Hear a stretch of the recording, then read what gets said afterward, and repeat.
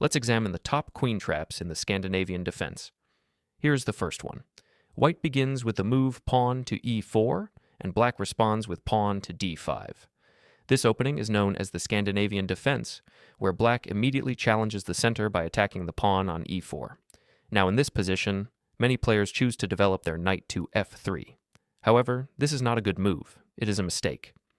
By doing so, white allows black to capture the central pawn while simultaneously attacking the knight, gaining a tempo.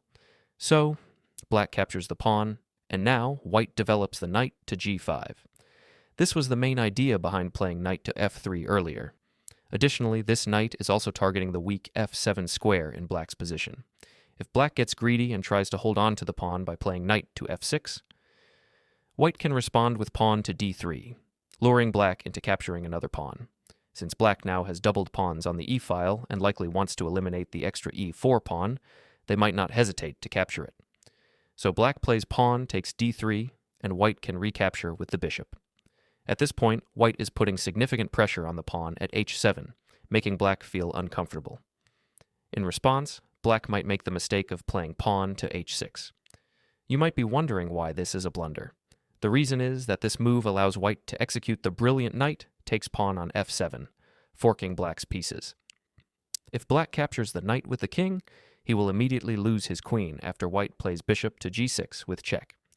The king can attempt to move back to its original square to protect the queen, but he is forced to capture the bishop, leading to the loss of the queen.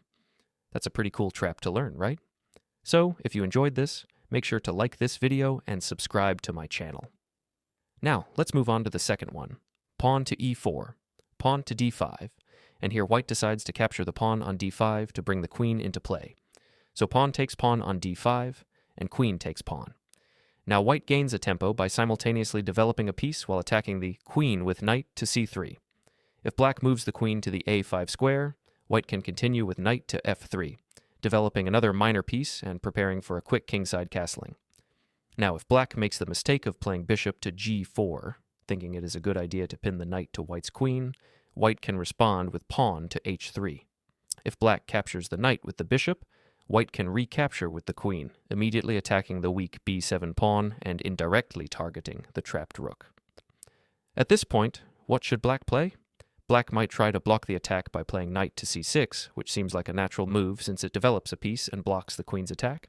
However, this is a mistake because white can now pin the knight to the king by playing bishop to b5.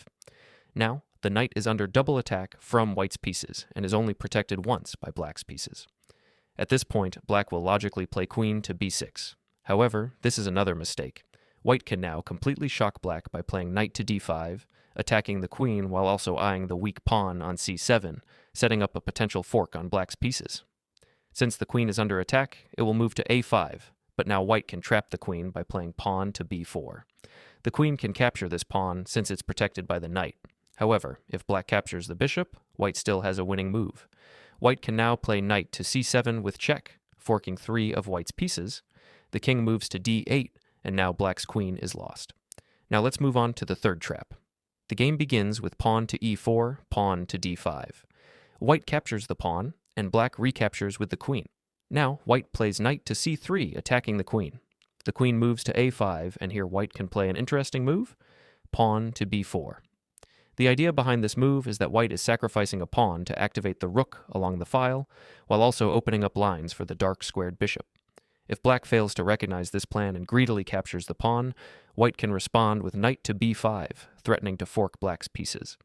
Black will likely move the queen back to a5 to defend the weak pawn on c7, but at this point, black doesn't realize that they are slowly falling into white's trap. White can now play bishop to c4, targeting the weak pawn on f7. At this point, black might play pawn to c6, which is the most common move in this position and has been played by thousands of players. However, this is actually a blunder. Why is this move a mistake? Because white can now play bishop takes pawn on f7 with check. If black's king captures the bishop, white can immediately launch an attack with queen to h5, delivering a check. Black will most likely try to block the check with pawn to g6, but this move leads to the loss of black's queen. Can you find the winning move for white here?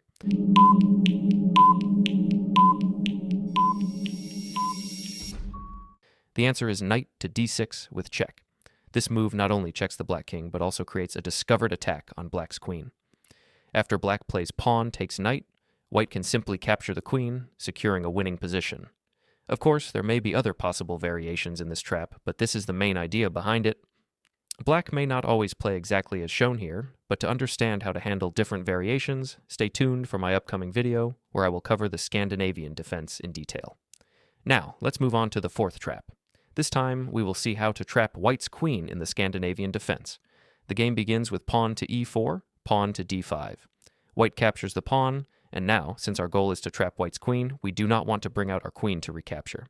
Instead, the best move here is knight to f6, attacking the pawn with the knight. White might respond with pawn to d4, which appears to be a natural and logical move, so you should capture the pawn, and white might respond with pawn to c4, attacking the knight and gaining a tempo. Instead of retreating the knight to f6, you should move it to b4. However, this is actually a mistake. It is not a strong move because if you play this against grandmasters or highly experienced players, you might lose the game. So only try this trap against opponents who are not advanced in chess. Why is knight to b4 a mistake? Because it allows white to play queen to a4, delivering a fork. Now what should you do? You should play knight from a8 to c6, blocking the check while also defending the attacked knight on b4. At this point, white will most likely play pawn to a3, attacking the knight once again. So you should move your knight to the a6 square. At this point, white might feel confident, thinking they can win black's knight by playing pawn to d5. So white plays pawn to d5, attacking the pinned knight. Since the knight cannot move, white believes black has no good options here. However, instead of panicking, you should play knight to c5 first, attacking white's queen. White, wanting to maintain the pin on the knight to eventually capture it with the pawn, will likely move the queen to b5. But this is a mistake because now black can play pawn to e5. What is the idea behind this move? It helps open up lines for the dark squared bishop while also providing defense to the attacked knight. White will capture the knight with pawn takes knight. While it may initially appear that you have lost a knight for nothing, take a closer look at the position. White's queen is somewhat trapped on the side of the board because it doesn't have access to either of these two squares. The only available squares for white's queen are these two, but you can now control those squares as well. Notice that you don't need to worry about this particular square since it is already being controlled by your dark squared bishop. While the knight is currently blocking it, the bishop can still gain control of the square whenever needed. Now let's focus on taking control of the other key square, which is a5. How can we do that? Black can play pawn to b6, and now white's queen is essentially trapped. Where can white's queen go? If it moves to the only available square, which is b4, it loses anyway. Black can then play knight to d3 with check, which also uncovers a discovered attack on the queen. If white captures the knight with bishop takes knight, black can follow up with bishop takes queen, leading to the loss of white's queen. I hope you found these traps helpful in the Scandinavian defense. Don't forget to like, comment, and subscribe for more chess tips and strategies. See you in the next video. Thanks for watching.